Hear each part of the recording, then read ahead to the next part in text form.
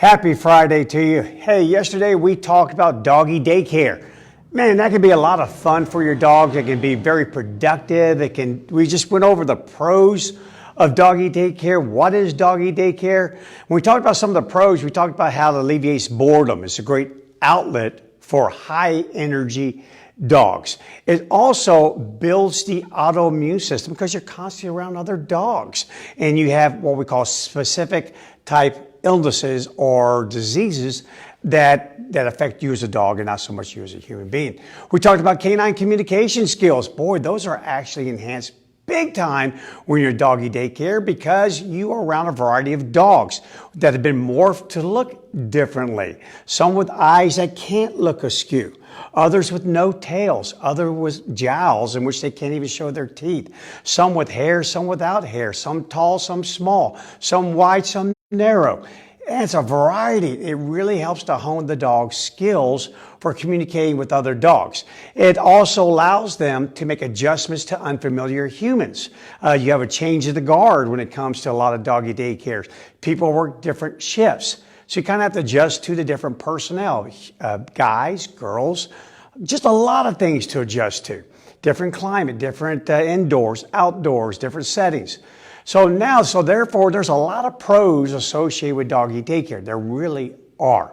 Hence why it's probably been one of the ancillary services that I've helped provide in my businesses now for many decades.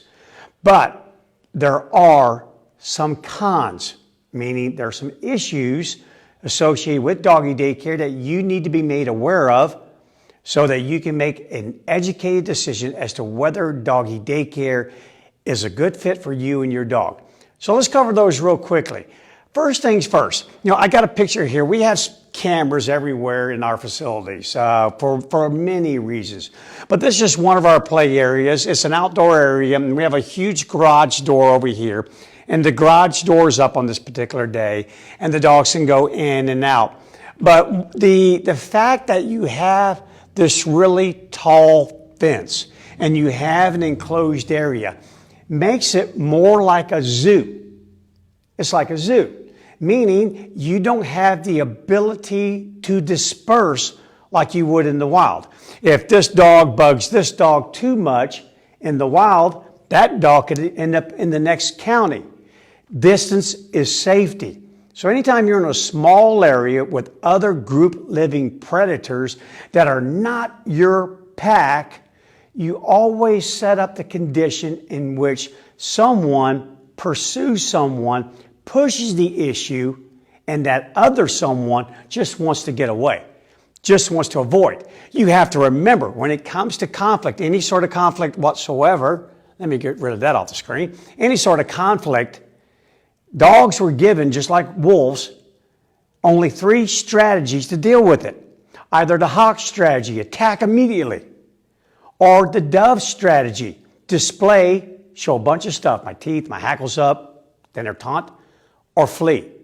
Well, anytime dogs are in a daycare situation, the ability to flee that distance has finite areas. You can only go so far. And if it happens to be big enough, great. But if not, bad. And what can make it big enough and small enough? The numbers in it. The numbers of dogs and what types of dogs. So anytime you have daycare and it's fenced in and it's in a smaller enclosure, you are going to have zoo-like conditions in which the animals cannot disperse.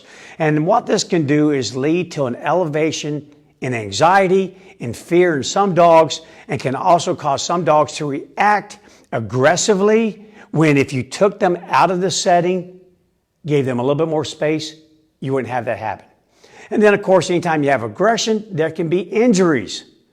Know this, if you let your dogs play with other dogs long enough, whether it be at a dog park, whether it be at a daycare, at some point there's some likelihood that your dog could incur an injury. And it can be something as minor as, I'm so used to walking on plush carpeting or grass, but now I get out here on concrete and I zig and I zag all day long. And next thing I know, I look down and my pads are worn out. My nails can break off if they haven't been trimmed. Or on the positive side, this could act like a big emery board and file the nails down. A lot of people ask in daycares, how come they don't have artificial turf? How come they don't have rubber flooring? Sometimes they do, sometimes they don't. Whatever surface they have, we'll talk about this tomorrow, it needs to be able to be cleaned. And one thing about real natural grass is that area is very difficult to clean. Very difficult to get up all the residue from any sort of fecal matter, dog urine. You have to be able to clean that surface. But anyway, my biggest issue with any sort of daycare, anytime you have a group of social predators in a small confined space, there you just set the stage that's going to allow for more of an occasion, more of a likelihood in which a fight could occur that would not have occurred outside of those conditions. Kind of like leash on, leash off. Also in daycares, it's the people. You don't always have qualified people. Just because you love dogs doesn't make you qualified to judge who should be with who. What dogs would make a good mixture? Which ones are more compatible than the others? What actions do you take to safeguard all the dogs under your care? What qualifications do you have to be able to recognize a play behavior from an avoidance behavior? Are you able to do that? Love alone is not the only qualification. You have to have trained personnel. And then you have to have trained personnel who love dogs but have the attitude, I tell you what, I do love you. I love you so much, you're going to get along. Otherwise, you're out of here. Yeah, they've got to be in control. They have to. These are animals. They resolve conflict again. Hawk strategy, dove strategy, fangs, claws. That's how they resolve issues. And you have to have people who are supervising these dogs who are there able to immediately resolve any issues or any conflict that's about to arise or is in the moment actually occurring. So you got to have qualified personnel. You also have to keep this in mind. Too much of a good thing's a bad thing. I've said that before. It's one of the reasons why at our daycare, and again, I don't care what anyone else does, I'm just telling you, my particular daycare, I don't have cameras where owners can log in and watch their dogs playing. If you want to do that, come here. Come here. Come sit with me. We can either go out there where the dogs are, or you can sit there outside the fence and observe your dog, or you can come camp out somewhere inside the building and you can watch it from afar on a camera with me. The reason being is this: dog owners, if they pay for daycare, they want their dog to play. Problem is, they're there for 10 hours. 10 hours of play is not good for any dog. Too much of a good thing is a bad thing. When you play too much, you become tired. When you become tired, your arousal level comes up. You become more irritated, more agitated, far less tolerant of the other guy. Your immune system starts to become weak. You're exhausted. You can become dehydrated. I don't care how much water you have out here. If you don't have an opportunity to drink it because someone's always bugging you, climbing on you, trying to provoke you or solicit play, you don't even have time to drink. And the temperature can rise rapidly in animals that pace, run, just like a human. Go stand outside right now and then go for a run. Yeah, so all dogs should be afforded the ability to take a break, to get away from the other dogs. Just go take a nap, go lay down, get some water, cool off, relax a little bit. But by golly, should an owner hop on a camera and see that their dog is not playing, then here we go. Here comes the phone calls into the building. Why is my dog not playing? I'm upset. My dog didn't play. I'm going to talk about this tomorrow, and the fact I've talked about in previous videos. If you leave your dog with someone else to care for them, you should have already done your homework, and there has to be this underlying trust. Trust that they know what they're doing. Trust that they have your dog's best interest in hand first and foremost. So too much of a bad thing or a good thing is a bad thing. Again, it leads to exhaustion, compromise, autoimmune system. It heightens reactivity in dogs. Anxious and nervous dogs need calmer environments. So those are just some of the cons I see with daycare. Dogs are often made to play too much. They don't have qualified staff to control the dogs. The fencing is not high enough to prevent escape. Dogs can go over a lot of fences with absolute ease. They must control the climate. There's a lot to be done. I'm telling you, daycare is one of those services that when you provide it, the responsibility is huge, and this place or these people must have their act together. Otherwise, you could end up with dogs that are super injured. Now again, this can happen. And anytime you put your dog in a setting in which it's going to be with other dogs, if you think for a second, oh, my dog will never get injured, you're wrong. Don't do it. Don't do it. I've got several hundred parachute jumps logged in my old jump book.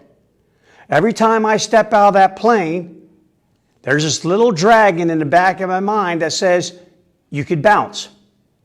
Yeah, and anyone that's a skydiver, anyone that's done any sort of parachuting in the military, that thing's always there, and that's a good thing. Because it makes sure that you pack your chute and make sure the guy that was qualified to pack your reserve is very qualified. But the risk is there. It's an assumption, a risk.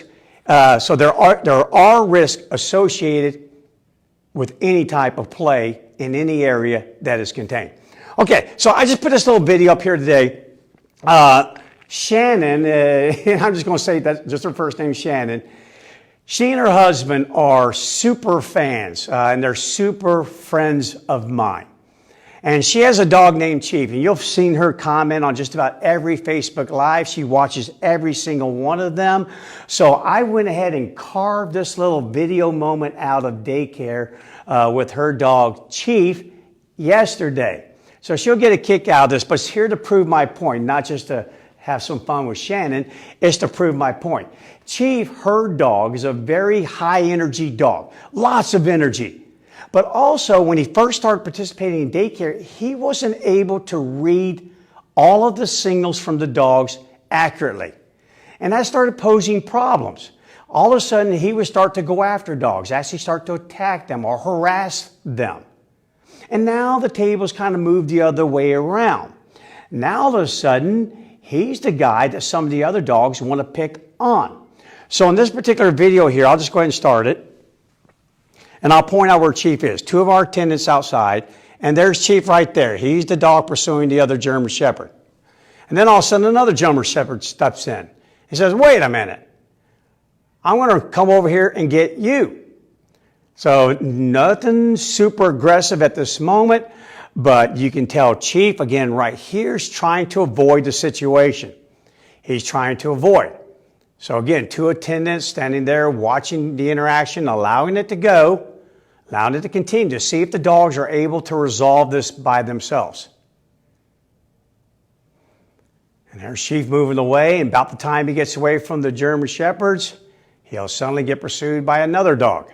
So there he goes again. And now this is starting to become avoidance, meaning I really don't want to do anything with you. I don't want to do anything with you. So at this particular moment in time, the mixture isn't good for Chief. And you can even see him looking now at one of our staff members, Mackenzie, saying, can I have a little bit of a break here? So of course, Mackenzie obliged at that moment there. And that's not putting Chief in a timeout. That's actually doing him a huge service, a huge favor. As you saw back here in the video, he looked at the attendant. He approached the attendant. He said, hey, okay, so the two German Shepherds and the big white hairy dog, they're bugging me. And I'm not having fun. And when the fun ends, it ends.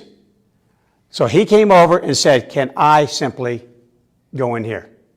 And things then have to change. The dynamics have to change. And you have to be ready to do that at any given moment, at any daycare. So make sure that before you take your dog to a daycare, talk to them at length. Say, what do you do if my dog gets harassed? And don't be afraid to get bad news back. So many times, I evaluate dogs so many times. They're fearful of other dogs. It's very obvious. I run through 100 tests, but the dog goes to daycare. What's the report back? Oh, he did fine. No. Okay? So look for an organization that will tell you the truth. Well, here's what happened. Here's the real deal. This is what occurred. Good news, bad news, I'm just being honest. Because anyone like that is going to have your dog's best interest at heart at all times and not afraid to do so. All right, so that's really the cons behind daycare. There's many pros, and I do think the pros far outweigh the cons. But there are some cons. There are, and you just have to be aware of them so that you can make sure that you can mitigate those, lessen those to whatever degree that you can. Because daycare isn't just about caring for your dog in your absence. It's in a context in which the dogs are provided very needed socialization. But not trauma, socialization, exposure, problem solving, learning how to cope. Life isn't perfect. Not being overprotective. Allowing them to learn through their own self-discovery. So a heck of a lot more than just some, let's go and play today. A lot more behind the scenes than what a lot of you know. Make sure that's happening at the place in which you take your dog for daycare. There's millions of them out there, and they all do, so many of them that I know of, do such a wonderful job. So just check it out first. Okay, guys, tomorrow I'm going to wrap this thing up.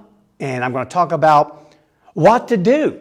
I kind of give you a little couple of hints today. Now I'll just go down a little list tomorrow that, hey, if I'm taking my dog to daycare and my dog's never been to daycare and I have done that, trust me, I'm not always in this town and our dogs need a little bit of a break and they want a little bit of daycare action. So I'm going to give you a little list of exactly what I do when I interview any place for my dog to participate in daycare. Sure helped me out. Not perfect, but again, it's all about just mitigating the risk, not completely eliminating, because that's impossible. All right, guys, I hope you found this helpful. Shannon, have fun picking on Chief. I just wanted you to, he just happened to pop up on the radar there when I was cutting back on that video tape there, and I said, oh, yeah, I will go ahead and put Chief in there, because I love Shannon and her husband, Byron, love them to death, and just had a little bit of fun with them. Okay, guys, I'll check you out tomorrow. If you found this beneficial, you know what to do. Share it with somebody.